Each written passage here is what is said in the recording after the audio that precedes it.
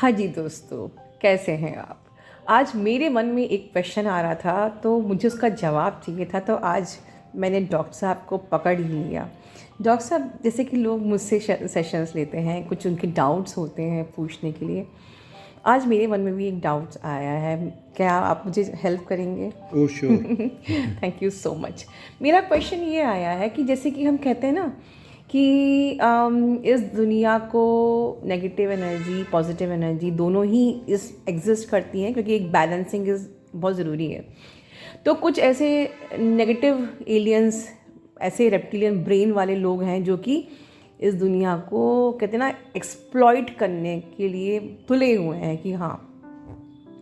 तो ज़रूर उसी प्रकार से कुछ ऐसे पॉजिटिव एलियंस भी हैं, मतलब सृष्टि ने या हमारे रचयिता ने ऐसे positive aliens like twin flames बनाए हैं जो एक्सप्लॉइट कर रहे हैं, उस एक्सप्लॉइटेशन को हम रोक सकें और एक बैलेंस को बना के रख सकें।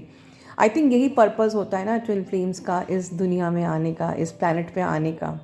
या you are very correct in that. बिल्कुल यही पर्पस है एक्चुअली, इस तरीके से आने का, अपने आप को डिविनिटी में ढालने का। क्योंकि जब हम यहाँ पे आते हैं तो actually we are in the form of humans, ठीक है। और जो ह्यूमंस की जो बिलीफ सिस्टम्स चले आ रहे हैं दुनिया में इतने सालों से, because of these effects of negativity, उसको चेंज करना इतना आसान नहीं है। पहले तो अपने आप को चेंज करना और उस कंसेप्ट पे जाना कि नहीं भाई, दिस इज़ नॉट करेक्ट, और फिर लोगों को भी समझाना कि this is not correct. So this is not a easy job.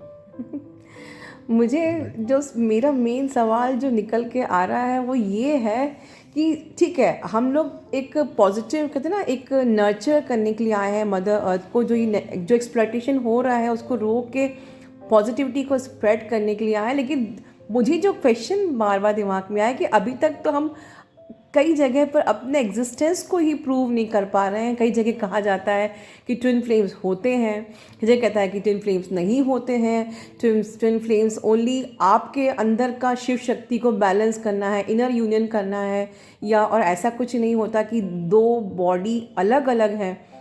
तो किस प्रकार से हम ये सी समझाएं? सी फर्स्ट ऑफ ऑल, किसी को प्रूव करने की ज़रूरत ही नहीं है, करेक्ट। ठीक है। We are not here to prove anybody. God never proves that he is God, correct, absolutely. ठीक है। और इसीलिए आपको भी किसी से ना बोलने की ज़रूरत है ना प्रूव करने की ज़रूरत है। आप अगर डिवाइन सोल हैं तो आप इस तरफ खींचेंगे, आप अपने आप में चेंजेस लाएंगे, और एक दिन आप खुद ही इस चीज़ को बिलीव करेंगे कि दिस इज़ राइट, आप अपने काम में लग जाएंगे, है ना? ठीक है। आप अपना काम करेंगे, भगवान अपना काम करते हैं, यस। ठीक है। वो किसी को नहीं कहते कि भाई मैं भगवान हूँ, मुझे पूजो, मेरी आरती करो, मुझे शाम को प्रसाद चढ़ाओ, ठीक है। He never says like that. आपको अच्छा लगे तो ठीक है, नहीं तो आप कोसने वाले तो हजार हैं, उनको भी कोसते हैं लोग कि भगवान तूने ऐसा किया वैसा भगवान का किया। एग्जिस्टेंस कहाँ है? तो जब भगवान को हम कोस देते हैं तो ट्विन फ्लेम कौन सी बड़ी चीज़ है? मुझे एक एग्जाम्पल आपकी बात से याद आ रहा है। जैसे हम लोग कहते हैं ना, अपनी बॉडी की एनर्जी क्लियरिंग करिए, तो अपनी क्लियरिंग करिए तो आपका असेंशन होगा।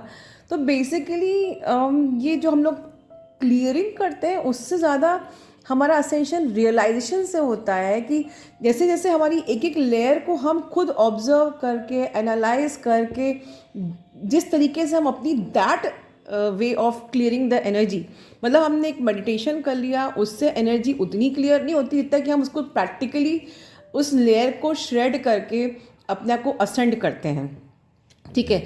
तब हमें एक्चुअली रियलाइज़ होता है कि हम we have cleared our energy. तो कहीं ऐसा तो नहीं है कि जब हम जब हमारी ये लेयर पूरी तरीके से उतर जाएगी और जब हम अपने आप को उस सिचुएशन में महसूस करेंगे कि yes, now I have not the same person, और अब मुझे डिज़ायर लस्ट से ऊपर मदर अर्थ को स्प्रेड करना है, तो हम अपने सीधे काम में लग जाएंगे। अब आप उसको नाम ट्विन सोल्स का दे दीजिए, या आप एम्पैथ्स बोल दीजिए, आप या स्टार सीड्स बोल दीजिए, पर पर्पस पे लगना इज़ इम्पॉर्टेंट। बिल्कुल। पर्पस पे लगना है। और उसके साथ साथ यही जैसा आप कह रहे हैं ना कि प्रूव करना कि जो है हम हैं और हमारा ये पर्पस है। देखिए, आप जब शुरुआत करते हैं तो आप एक ह्यूमन माइंड से अपने आप को देख रहे हैं, राइट? क्योंकि आपके माता पिता ट्विन नहीं भी हो सकते हैं, ठीक है, और हो भी सकते हैं, लेकिन हो सकता है कि उनको अवेयरनेस ना आई हो, ठीक है, वो इसी लेयर में रम गए हैं। तो इन सब लेयर्स को पार करना इतना आसान नहीं है। सी मैं जैसा आपको बताना चाह रहा था कि जब बर्थ होता है तो हम एक ह्यूमन फॉर्म में हैं, ठीक है। हमारे ऊपर भी सोसाइटी की कुछ लेयर्स होती हैं जिन्हें हमें क्लियर करना होता है। क्लियरेंस के बाद जो है आता है इनर DMDF का बैलेंस, ठीक है। वंस यू डू दैट, तब आपको रियलाइज़ होता है कि हाँ भाई, ये एक कनेक्शन है। ये दो व्यक्ति जो अलग अलग बर्थ ले चुके हैं लेकिन हैं वो एक ही, ठीक है, क्योंकि इंसिडेंसेस दोनों के ऑलमोस्ट सेम होंगे, साइकिक टाइज जो हैं आपस में जुड़ी होंगी। वो रह ही नहीं सकता है दूसरे के बगैर, मतलब एग्जिस्टेंस ही नहीं रहेगा। थोड़ा सा आप उसका, दूर जाते हो तो मतलब फील होता है जैसे कि एक तार खिंच रहा है ना। करेक्ट, बिल्कुल ऐसे ही लगता है, ऐसी फीलिंग मतलब होती है। आपका इनर DMDF का मतलब है कि हमारा इनर यूनियन, मतलब Inner हमारे union। अंदर का लेकिन ना DM और DF बैलेंस हो जाए, तब दोनों ही पार्टी को, मतलब दोनों ही काउंटर ट्विन को ये समझ में आता है कि यस, क्लैरिटी होती है इस कनेक्शन की। This connection is something different from any other connections, ठीक है। This is not just a simple friendship और अ रिलेशन, ठीक है। तो DM को भी कंसिडर समझ में आ जाता है कि DM हाँ, को भी आएगा, बिल्कुल डेफिनेटली आएगा। और जब ये होगा तब आपका जो है एक इस प्लेन पे यूनियन कहलाता 3D है, प्लेन पे, यस। ठीक है। और जब आपका यूनियन हो जाए तब आपको ये समझ में आना चाहिए कि इसका जो है यूनियन का पर्पस जो है वो सर्विंग है, सर्व द मदर अर्थ। तो मेरा क्वेश्चन ये आता है कि अगर DM का भी इनर यूनियन हो गया है, DM का भी DMDF बैलेंसिंग हो गया है, डेफिनेटली उसकी सोल भी एलिवेट हुई है, तो डेफिनेटली वो भी फिर लाइक ना लस्ट डिजायर से ऑपरेट नहीं करेगा, वो ऑटोमेटिकली मदर अर्थ को सर्व करना चाहेगा, ऑफ कोर्स, क्योंकि बेसिकली कोर्स तो हर DM और तो भी डिवाइन ही होते हैं ना। बिल्कुल बिल्कुल बिल्कुल ऐसे ही, यही चीज़ है। तो फिर वो तो खैर मदर अर्थ को सर्व करेंगे ही। और जब ये होगा तब जाके अर्थ की जो है नेगेटिविटी को हम दूर कर पाएंगे, और धीरे धीरे करके जो है इस माइंड को जो कि इतनी लेयर्स में घिर गया है नेगेटिविटी की, उसको क्लियर कर पाएंगे। तो मैं आपके सामने क्लियर करना चाहती हूँ कि जब हमारे DM एलिवेट हो जाता है तो वो जो अक्सर यहाँ पर क्वेश्चन आते हैं DM की सेक्सुअलिटी के, तो वो DM भी इस सेक्सुअलिटी की ऊर्जा से ऊपर आके, मतलब ये उसकी चीज़ ख़त्म हो जाती है, बिकॉज वो थर्ड आई पे मतलब उसकी एनर्जी पहुँच जाती है, तो ये चीज़ से वो ऊपर उठ जाता है एक DM भी। बिल्कुल बिल्कुल। देखिए, मैस्कुलिन जो एनर्जी है उसके अपने कुछ प्रिंसिपल्स हैं, ठीक है। और जब वो मतलब उठना शुरू होती है तो वो बेस चक्रा से शुरू होती है, और जब वो वहाँ से गुजर रही होती है तभी ये इंस्टिंक्ट आती है उसे, सेक्सुअलिटी। जब वो सेक्रल से क्रॉस होती है तब थोड़ा सा रिएक्ट होना ज़रूरी है, क्योंकि वो पोर्टल्स खुलते हैं उनके। यस। अब जब वो और ऊपर आ जाती है तब फिर वो लव में बदलती है, तब फिर वो मतलब अनकंडीशनल लव में बदल जाती है, नॉट की सेक्सुअलिटी और डिज़ायर।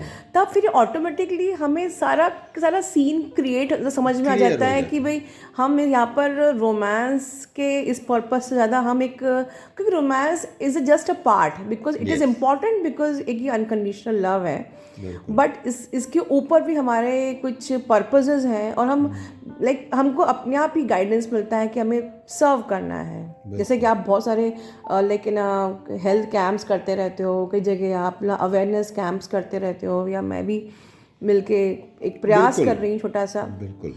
तो और ये करना चाहिए डेफिनेटली।